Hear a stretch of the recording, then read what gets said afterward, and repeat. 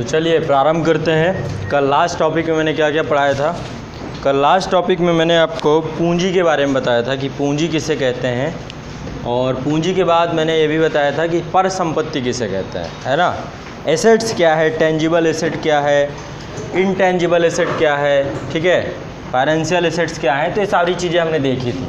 आज हमारी चर्चा किसी और बात को लेकर के, आज हमें देखना है मुद्रा की आपूर्ति क्या होती है, पैसा कितना है, मुद्रा कितना प्रचलन में है, या फिर टोटल मनी यदि सरकार को पता करनी है, आरबीआई को पता करनी है, तो मार्केट में कितना पैसा फ्लो हो रहा है, वो जानकारी आज हम लोग देखेंगे। मुद्रा आपूर्ति के बारे में जानेंगे कि मुद्रा की आपूर्ति कैसे होती है और कैसे जानना होता है कि कितना पैसा हमारे पास टोटल मार्केट में चल रहा है। ठीक है, तो टोटल पैसा कितना है ये जानना बहुत ज़रूरी होता है, क्योंकि जब तक ये नहीं पता होगा कि मार्केट में पैसा कितना है, तब तक आप ना तो महंगाई को कंट्रोल कर सकते हैं क्योंकि मैंने आपको बताया जो महंगाई है वो डायरेक्टली किससे संबंध है, उसका महंगाई का संबंध किससे है, पैसे से। पैसा ज़्यादा होगा, मांग ज़्यादा होगी, मांग ज़्यादा होगी तो महंगाई होगी। ठीक है, मांग जनित महंगाई बढ़ जाएगी और लागत जनित महंगाई भी इसमें काफ़ी प्रभाव रखती है।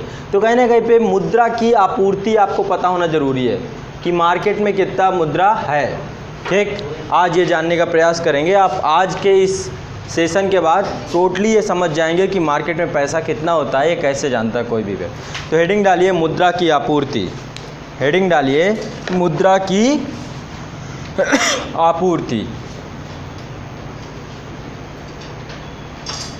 तो लिखिए, इसमें कुछ ये लिख लीजिए, फिर बताता चला जाऊंगा। लिखिए, मुद्रा की आपूर्ति से तात्पर्य, मुद्रा की आपूर्ति से तात्पर्य किसी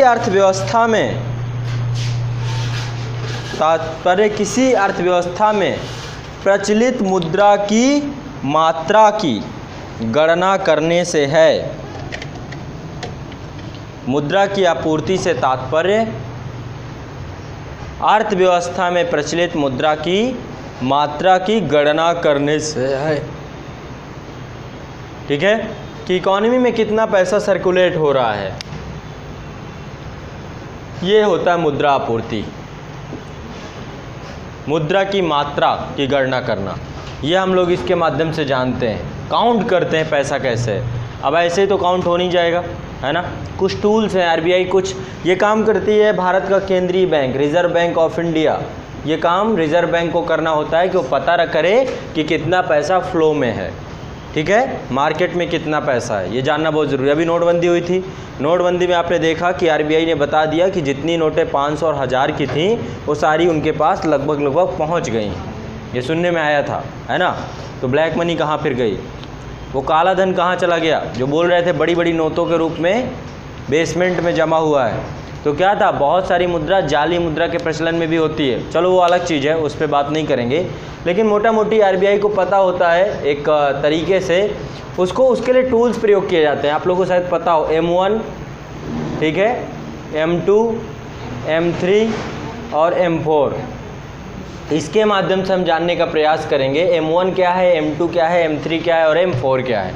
यदि हम ये जान गए तो हम जान जाएंगे कि मार्केट में कितना पैसा फ्लो हो रहा है। ठीक है, किसे हम ब्रॉड मनी कहते हैं, किसे नैरो मनी कहते हैं, वो सारी चीज़ें भी जान जाएंगे। नेक्स्ट आगे इसमें लिखिए, मुद्रा आपूर्ति माप का कार्य, मुद्रा आपूर्ति माप का कार्य देश का केंद्रीय बैंक आरबीआई द्वारा किया जाता है। देश के केंद्रीय बैंक आरबीआई द्वारा किया जाता है। अब मुझे एक बात बताओ आप, बात यह है कि यदि मुद्रा आपूर्ति इसलिए क्यों की जाती है, क्योंकि मार्केट में पैसा घटाना है कि बढ़ाना है, ये जब तक हमें पता नहीं होगा कि मार्केट में पैसा कितना है,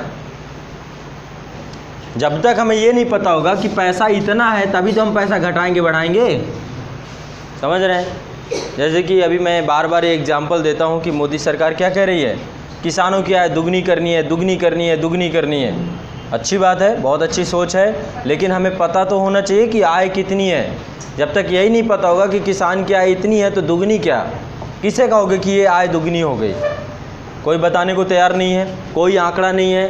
कि किसानों की आय इतनी है, जब इतनी पता ही नहीं है तो दुगनी कर दो, आज दुगनी कर दो, आज रातों रात बोल दो कि किसानों की आय दुगनी हो चुकी है, उसमें क्या है। उसी प्रकार से आरबीआई मुद्रा को कैसे घटाएगा बढ़ाएगा जब तक उसे पता नहीं होगा कि मार्केट में कितना पैसा है ना। आरबीआई को ये पता करना ज़रूरी है कि मार्केट में इतना पैसा है तो उसको घटा देगा या उसे बढ़ा देगा, है ना। एक चीज़ और, अब इसमें कुछ फार्मूलाज हैं, उन फार्मूलाज को हम लोग अभी बाद में बात करेंगे, लेकिन एक होता है कि कुल मुद्रा से क्या आस है। देखो कई प्रकार से पैसा जमा है, आप ही का पैसा बैंक में होगा, है ना, आप ही का पैसा डाकघरों में होगा, आप ही का पैसा फिक्स डिपॉजिट में भी होगा, आपने अपने पैसे को बहुत जगह निवेश कर रखा है, ठीक। और जब आपने अपने पैसे को निवेश कर रखा है तो कुछ पैसा आपका किस रूप में है, करेंसी के रूप में है, नोट के रूप में है। कुछ पैसा आपका नोट के रूप में मार्केट में फ्लो हो रहा है, आप मार्केट में सर्कुलेट कर रहे हो उस नेट को, सुबह सुबह जगते हो, जगने के बाद सामान खरीदते हो, है ना, सामान खरीदते हो तो पैसा आपका सर्कुलेट हो रहा है, वो जिसको आपने दिया उसने किसी और से सामान खरीदा, तो क्या है, बहुत सारा पैसा नोट के रूप में भी होता है।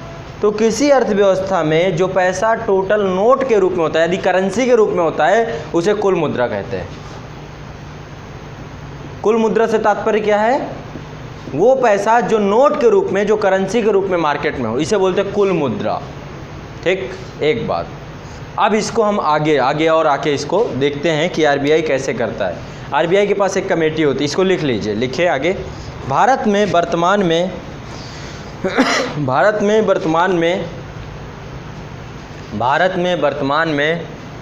मुद्रा आपूर्ति, भारत में वर्तमान में मुद्रा आपूर्ति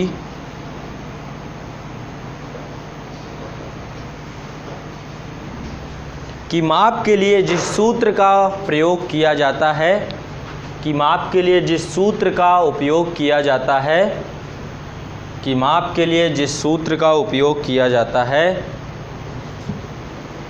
उसका सुझाव आरबीआई द्वारा गठित मुद्रा आपूर्ति के द्वितीय कार्यदल,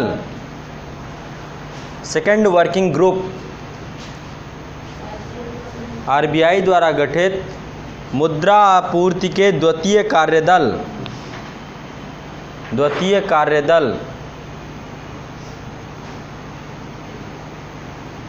अर्थात सेकंड वर्किंग ग्रुप द्वारा सन 1971-72 में किया गया था, सन 1971-72 में किया गया था,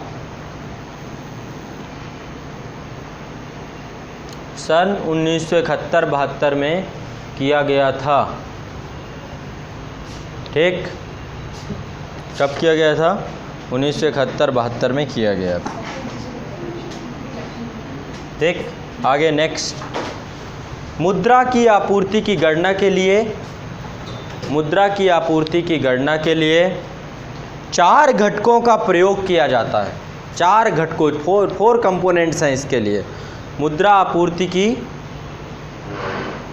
की आपूर्ति की गणना के लिए 4 घटकों का प्रयोग किया जाता है। इन्हें M1, M2, M3 और M4 के नाम से जाना जाता है। M1, M2, M3 एवं M4 के नाम से जाना जाता है। अब हम लोग पहले ये जान लेते हैं कि M1, M2, M3 और M4 क्या है। किसे M1 कहेंगे, किसे M2 कहेंगे, किसे M4 कहेंगे। बताइए M1 क्या है, कोई बताएगा? M1 में क्या आता है, बताइए। हाँ, बैंकों के पास जमा हमारी तो हाँ, देखो मैंने एक चीज़ बताई थी आप लोगों को कि बैंकों के पास 2 प्रकार से आप पैसा जमा करते हो। एक होती है मांग जमा को बोलते हैं डिमांड लायबिलिटी। जैसे कि आपने करेंट अकाउंट और सेविंग अकाउंट में जो पैसा जमा किया होता है, करंट अकाउंट और सेविंग अकाउंट में जो पैसा जमा किया होता है, इसको बोलते हैं डिमांड लायबिलिटी। आज आपने जमा किया, कल जाके ले आए, तो डिमांड है ना, आपकी खुद की मांग, आप खुद क्रिएट करते हैं। पैसा ये आरबीआई ये एक तरीके से बैंकों को ये रहता है कि आज आया कल चला जाएगा, कोई इसका फिक्स रोल नहीं है। दूसरा होता है टाइम लायबिलिटीज, जिसे बोलते हैं एक तरीके से समय जमा, ठीक है, टाइम लायबिलिटीज। तो ये क्या है, ये आपका है एफडीआरडी, एफडीआरडी जो होता है। तो अब M1 में देखना है क्या क्या होता है। M1 में सबसे पहले जनता के पास, आप सभी के पास, जनता के पास नोट तथा सिक्के, नोट प्लस सिक्के सब कुछ। एक तो M1 में इसे देखते हैं कि कितना जनता के पास नोट और सिक्के हैं, पहली बात। दूसरी चीज़ क्या जोड़ते हैं, प्लस बैंकों के पास, लिखते जाना है, बैंकों के पास मांग जमा, मांग जमा ये वाला हिस्सा, करंट अकाउंट सेविंग अकाउंट में जो पैसा जमा है आपका। और तीसरी चीज़ क्या आती है इसमें,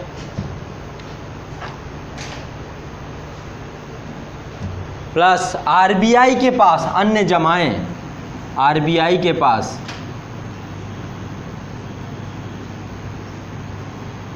अन्य जमाएं। ठीक, ये हो गया आपका M1। यदि इतना जोड़ दिया जाए, इतना कैलकुलेट कर लिया जाए तो M1 निकल आता है, M1 आ जाता है, इसे M1 कहते हैं। ठीक है, M2 क्या है, नेक्स्ट बताइए M2 क्या है। हाँ, वही जो पैसा बैंक रखते हैं ना, SLR CRR, वो सारी चीज़ें, वो सब चीज़ें। M1 M2 क्या है, M1 प्लस FDI या ब्लैक मनी। हाँ,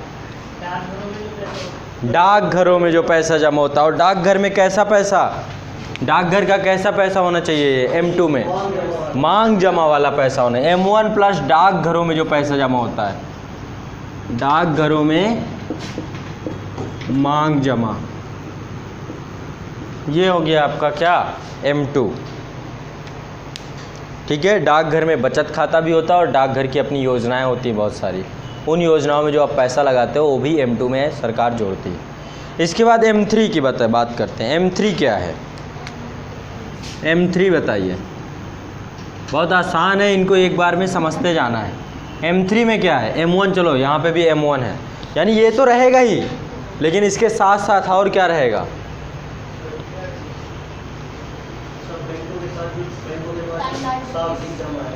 हाँ, सावधिक जमा, यानी टाइम लायबिलिटी भी यहाँ पे जुड़ जाएगा। बैंकों में जमा, सावधिक जमा, सावधिक जमा या फिर टाइम लायबिलिटीज, सावधिक जमा या टाइम लायबिलिटीज। नेक्स्ट अगला है M4। कहाँ पे, M2 नहीं आएगा इसमें, M1 ही आएगा, M1 ही आएगा इसमें, M2 नहीं आएगा। M4 बताइए, M4 बताइए, M4 क्या है,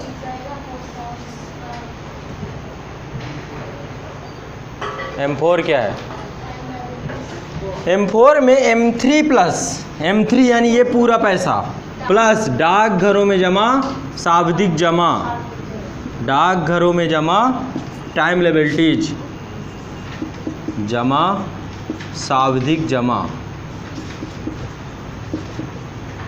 अब ये सावधिक और ये टाइम लायबिलिटीज मतलब FD वगैरह जो डाकघर में आप खुलवाते हैं उसकी बात कर रहा है, या समग्र जमा, सब कुछ डाकघर का पूरा जितना भी, वहाँ पे बचत खाता भी खुलवाते हो, सेविंग भी खुलवाते हो, सब कुछ। ठीक है, क्योंकि यहाँ पर लिख दीजिए डाकघर में जमा, समग्र जमा, सब, अरे बचत खाता से लेके हर चीज़ आ जाती है उसमें, FD ये पूरा। तो ये अब देखिए, इसको समझते हैं एक बार फिर से। कैसे RBI जानेगी कि जनता के पास पैसा कितना है, मार्केट में पैसा कितना है? उसके लिए 4 टूल्स हैं, M1, M2, M3, M4। ठीक है, आसानी से इतना जानना है। और इसमें M1 जो होता है, M1 में RBI क्या करता है, जनता के पास जितना नोट और सिक्के होते हैं इनको, प्लस बैंकों में जितना जनता का पैसा जमा होता है, प्लस RBI में जो बैंक के द्वारा बहुत सारे पैसे SLR CRR ये जो जमा किया जाता है ना, जनता का ही तो पैसा होता है, तो ये अन्य जमाएं जितनी होती हैं ये सब जोड़ देने पर M1 प्राप्त हो जाता है। ठीक, M1 क्या है, ये आपको कैसा लग रहा है, यहाँ पे कैसा पैसा है, यदि मुझे ज़रूरत पड़ जाए तो मैं सबसे पहले कौन सा पैसा खर्च कर पाऊँगा? यदि मुझे ज़रूरत पड़ जाए तो मेरे पास एक खुद की करेंसी है, मैं बहुत जल्दी, ये तरल है, मोस्ट लिक्विड है। ये घर के आपके पास जो पैसा होता है मोस्ट लिक्विड होता है, समझ रहे हैं? मोस्ट लिक्विड तरलता का मतलब क्या है? तुरंत उपयोग में ले आए। जैसे मान लीजिए मेरे पास 10,000 रुपये थे, 10,000 रुपये में मैंने मोबाइल ख़रीद लिया, ठीक है, तरलता समझते हैं। अब 10,000 ही है, ये क्या है? 10,000 रुपये मैं लिए हुआ हूँ अपने हाथ में, लेकिन यदि मुझे कोई चीज़ खरीदनी होगी तो इससे मिल जाएगी क्या? कोई देगा क्या? इसकी कीमत 10,000 रह गई क्या?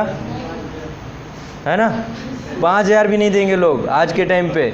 तो कहीं ना कहीं पे बात इस बात की कर रहा हूँ कि जो करेंसी होती है वो मोस्ट लिक्विड होती है। जो आपका बचत खाता जो होता है, सेविंग अकाउंट होता है, और जो आपका करेंट अकाउंट होता है, वहाँ से आप तुरंत पैसा निकाल सकते हैं। एक दफ़े देखा जाए तो बैंक में भी जो पैसा जमा होता है ना, वो भी मोस्ट लिक्विड नहीं होता है, टाइम लेता है वो भी, लेकिन फिर भी लिक्विडिटी में करेंट अकाउंट और सेविंग अकाउंट को रखते हैं, FD/RD को नहीं रखते हैं। FD/RD में क्या होगा? मैच्योरिटी पीरियड होता है कि 5 साल के लिए आपने जमा किया है तो 5 साल तक आपकी RD और FD मैच्योर होगी, ठीक है, और जब मैच्योर हो जाएगी तभी पैसा निकलेगा। यदि बीच में चाहिए आपको तो क्या होगा? एक तो आधा अधूरा निकलेगा, दूसरा आपको उसमें ब्याज दर अलग देनी पड़ेगी, समझ रहे हैं? तो ये भी लिक्विड है। अब आपके पास बॉन्ड रखा हुआ है, मान लो आपने FD करा दिया, बॉन्ड रखा हुआ है, उस बॉन्ड का क्या मतलब? उसमें लिखा हुआ है 5 लाख रुपए, ठीक है। अब वो 5 लाख रुपए कौन आपसे क्या है? हाँ, ये है कि लोग बॉन्ड रख लेते हैं, ये बॉन्ड मेरे पास रख दो, मैं तुम्हें कर्जा दे दूंगा, ठीक है, लेकिन कितना मिलेगा? क्या 5 लाख के बॉन्ड पे 5 लाख ही दे दिया जाएगा? नहीं दिया जाता है, उसकी ब्याज भी तो होती है, बहुत सारी चीज़ें होती है, तो वो कम ही पैसा मिलेगा उस चीज़ पे, तो वो भी मोस्ट लिक्विड नहीं है। आपको FD तुड़वाने, RD तुड़वाने में बहुत टाइम लग जाएगा। तो ये सबसे ज़्यादा लिक्विड होता है। M1 जो है, M1 मोस्ट लिक्विड है। ये भी आता है, ऐसे भी क्वेश्चन आते हैं, अभी बाद में बताऊंगा इसको। M1 क्या है? जनता के पास टोटल जितना पैसा है, बैंकों के पास जो मांग जमा है, इन दोनों को जोड़ दीजिए, RBI को M1 पता चल जाता है। RBI को M1 पता चल जाता है। M2 के लिए क्या करता है RBI? M1 प्लस डाकघर में जो मांग जमा है, इसको जोड़ देने पर M2 पता चल जाता है। M3 में M1 प्लस बैंकों में जो सावधिक जमा है, जो FD/RD कराते हैं, जो टाइम लायबिलिटीज हैं, ठीक है, वो भी जोड़ देते हैं। यहाँ पर सिर्फ मांग जमा जोड़ते हैं, करेंट अकाउंट और सेविंग अकाउंट का पैसा M1 में जोड़ते हैं। M3 में करेंट अकाउंट, सेविंग अकाउंट तो है ही, क्योंकि M1 लगा हुआ है यहाँ पे, और FD/RD भी है, इसका पैसा भी जोड़ देते हैं, ठीक है। और M4 में M3 प्लस डाकघरों में जितना भी टोटल जमा होता है वो भी पूरा जोड़ देते हैं, समझ रहे हैं? देखो M3 में डाकघर नहीं है ना, M3 में डाकघर नहीं है ना, यहाँ पे क्या किया? डाकघरों का समग्र जमा इसीलिए लिखना पड़ा यहाँ पे मुझे, ठीक है। आपका कन्फ्यूज़न था राशिद जी, आप कह रहे थे M2 होना चाहिए, यहाँ पे M2 नहीं है यहाँ पर। M2 अगर सर होता ना तो फिर हम क्या करते? सीधा लिख देते सावधिक जमा लास्ट में। हाँ, लास्ट में सावधिक लिखते, ठीक है, M2 यदि होता, लेकिन M2 नहीं है यहाँ पे, ठीक है। M1 प्लस बैंकों का सावधिक जमा, ये पैसा आपका M3 में आता है। अब देखो इसको जो है, बड़े आसान भाषा में, इसको संकुचित मुद्रा बोलते हैं, नैरो मनी, इसको क्या बोलते हैं? क्योंकि ज़्यादा लिक्विड है, मोस्ट लिक्विड है। लिक्विडिटी कैसे है इसमें? सबसे ज़्यादा लिक्विड कौन होगा? सबसे ज़्यादा लिक्विड है M1, फिर M1 से कम लिक्विड है M2, M2 से कम लिक्विड है M3, M3 से कम लिक्विड है M4। ये तो क्रम से ही है, इसको ज़्यादा नहीं, ऐसा आता है क्वेश्चन तो ऐसे ही लिख देना है। M1 सबसे ज़्यादा लिक्विड है, M2 कम लिक्विड है, M3 उससे भी कम, और M4 उससे भी कम। लिक्विडिटी का क्रम यह है, ठीक। तरलता क्या है मैंने बता दिया, जो पैसा आप आसानी से खर्च कर ले पाओ वो तरलता कहलाता है, नहीं तो OLX में डाल के घूमते रहोगे, है ना, ढूंढते रहोगे कि किसको ज़रूरत है। इसके बाद अगली बात, ये तो हो गया आपका लिक्विडिटी की बात। एक होता है ब्रॉड मनी और नैरो मनी, ये है आपका ब्रॉड मनी। M3 को ब्रॉड मनी बोलते हैं, इसको नैरो मनी बोलते हैं, ठीक। पहले कुछ चीज़ें लिख लो फिर, और ये लिख लिया आपने, ये पूरा क्रम से M1, M2, M3, M4 लिख लिया गया, है ना। लिखिए, कुल मुद्रा से आशय केवल ऐसी मुद्रा से है जो जनता के पास होती है। कुल मुद्रा यदि पूछे कोई आपसे तो कौन से पैसे की बात हो रही है? ये वाले की। टोटल मनी कितनी है? अच्छा, क्यों नहीं टोटल मनी पे इनको जोड़ते हैं? यदि कोई पूछे कुल मुद्रा की बात करें तो कुल मुद्रा में आप बैंकों का पैसा क्यों नहीं जोड़ते? इनका मार्केट में घूम रहा होता है, ये तो बेसमेंट में जमा होता है। अच्छा, हाँ, तरलता ज़्यादा है तो इसलिए इसे बोलते हैं। क्यों इसे टोटल मुद्रा बोलते हैं बताओ?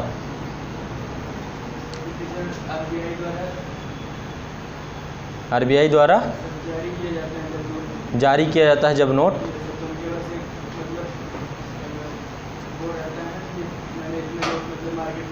ठीक है भाई, मेरे पास 10 लाख रुपए थे, 5 लाख रुपए जाके मैं बैंक में जमा कराया, वो कुल मुद्रा में क्यों नहीं जोड़ा जा रहा?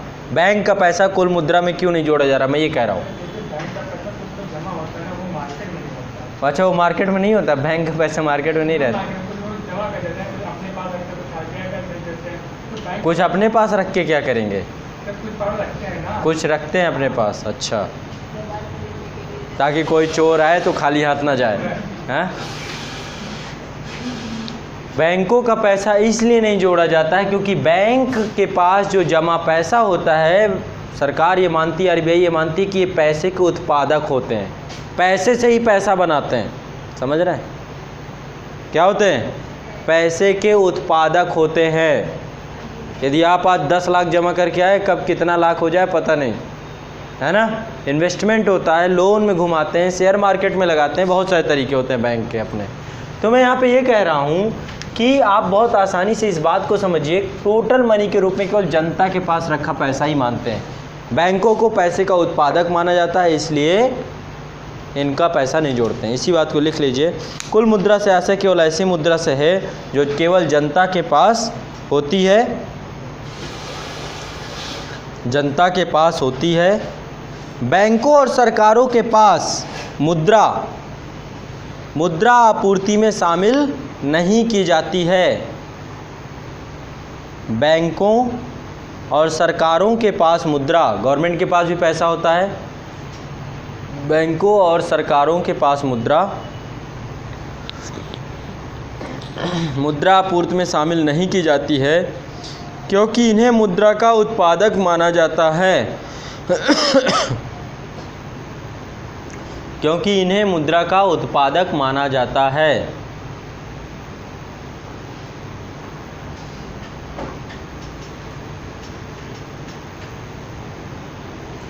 अब मुद्रा की तरलता के रूप में लिख लीजिए। मुद्रा की आपूर्ति अथवा मुद्रा की तरलता के उपर्युक्त 4 मापों में, मुद्रा की आपूर्ति अथवा मौद्रिक तरलता के उपर्युक्त 4 मापों में, मुद्रा की आपूर्ति अथवा मौद्रिक तरलता के उपर्युक्त 4 मापों में M1 मुद्रा के अन्य 3 मापों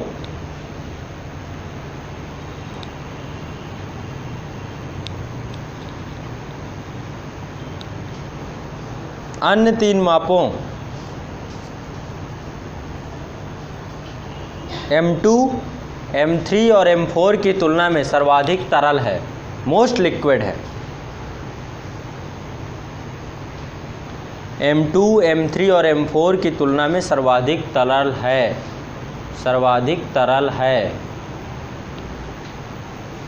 क्लियर? अतः इसे संकुचित मुद्रा, नैरो मनी कहते हैं। अतः इसे संकुचित मुद्रा या नैरो मनी कहते हैं। तो नैरो मनी क्या है? क्या है नैरो मनी?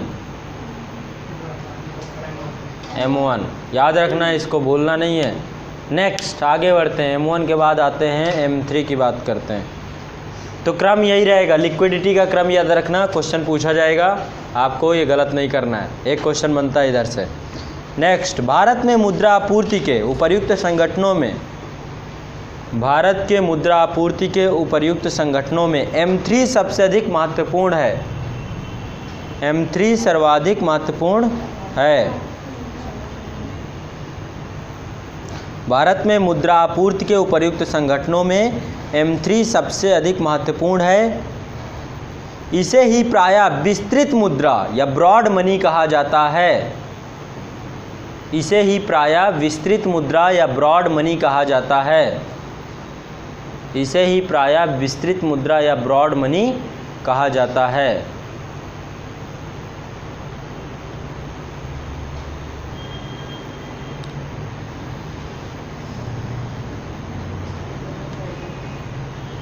तो मुद्रा आपूर्ति समझ में आई कि मुद्रा मार्केट में कैसे होती है, किसे मुद्रा के अंतर्गत रखते हैं।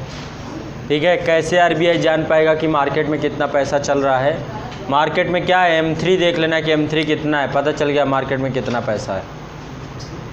ठीक, M1 M2 M3 देख लेता है, पता चल जाता है मार्केट में कितना करेंसी है, कितना पैसा बैंकों में जमा है, सब डाटा होता है आरबीआई के पास। ठीक है, क्वेश्चन आएगा ब्रॉड मनी और नैरो मनी से, तो आपको M1 नैरो मनी के रूप में, ब्रॉड मनी के रूप में M3। यदि भूलता है तो ये देखो आसानी से याद कर सकते हो, M3। ठीक है, M3 ऐसे होता है। ठीक है, 3 का मतलब B का मतलब ब्रॉड। ठीक है, ब्रॉड मनी है M3। ठीक है, ब्रॉड मनी M3 और M1 है नैरो मनी। यदि ये ब्रॉड है तो नैरो है इसका जस्ट अपोजिट M1। ये याद रखना है, बस सिंपल, आसान है। अब आगे हमें पढ़ना है भारत में बैंकिंग प्रणाली। ठीक है, भारत का बैंकिंग सिस्टम हम जानने का आज प्रयास करें।